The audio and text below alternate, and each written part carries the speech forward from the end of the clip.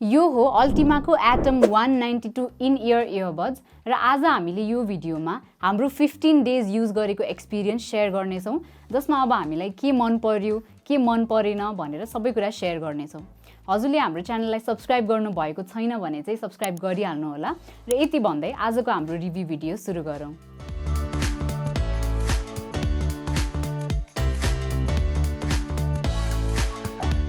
फर्स्टमा एटम 192 को प्याकेजिङकै कुरा गरौँ।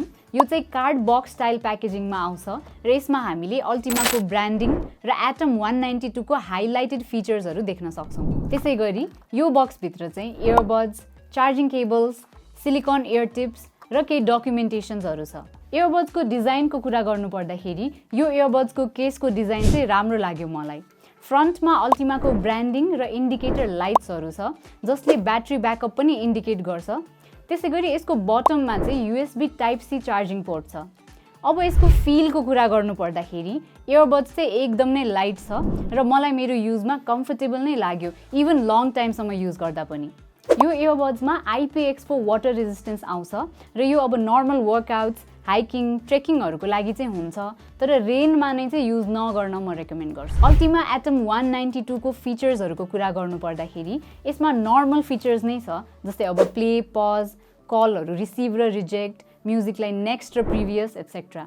र यो फिचर्सहरू single touch or multi touches or long प्रेसले युज गर्न मिल्छ।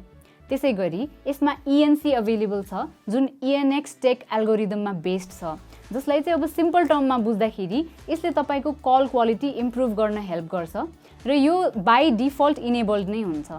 तर यो इयरबड्समा dedicated ENC mode for music भने छैन, तर इन इयर डिजाइन भएको हुनाले अलिअलि नोइजहरू डिजाइनले गर्दा नै रिड्युस हुन्छ। अब यसमा अर्को हाइलाइटेड फिचर भनेको चाहिँ यसको गेमिङ मोड हो, जसलाई अल्टिमाले बीस्ट मोड भन्छ र यसमा अब अल्टिमाले क्लेम गरे अनुसार चाहिँ 55 मिलिसेकेन्ड्सको लेटेन्सी आउँछ। सो अब यो इयरबड्सको मेन एस्पेक्टकै कुरा गरौँ, यसको साउन्ड।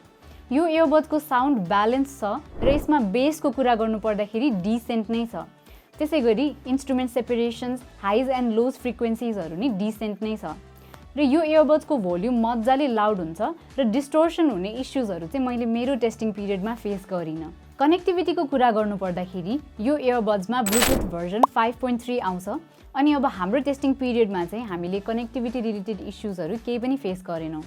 त्यसैगरी अब यो इयरबड्सको रेन्ज नि राम्रो छ र कल अर म्युजिक सुन्दाखेरि डिफ्रेन्ट रुम्सहरूमा जाँदा पनि यो डिस्कनेक्ट अर भोइस नबुझिने जस्तो इस्युजहरू चाहिँ थिएन यसमा।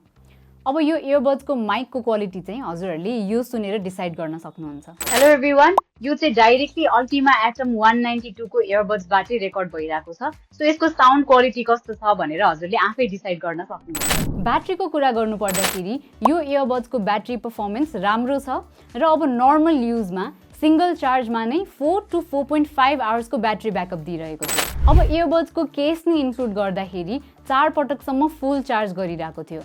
त्यसैगरी यो इयरबड्सले फास्ट चार्ज सपोर्ट गर्छ र कम्पनीले क्लेम गरे अनुसार यो इयरबड्स 5 मिनट चार्ज गर्दाखेरि 75 मिनट्सको प्लेब्याक दिन सक्छ। अब कन्क्लुड गर्नुपर्दाखेरि यो इयरबड्सले मल्टी डिभाइस कनेक्टिभिटी चाहिँ सपोर्ट गर्दैन, जुन भइदिएको भए चाहिँ cherry on top of cake नै हुन्थ्यो। तर यो इयरबड्सको साउन्ड ब्यालेन्स नै छ, इयरबड्सहरू ड्युरेबल नै छ।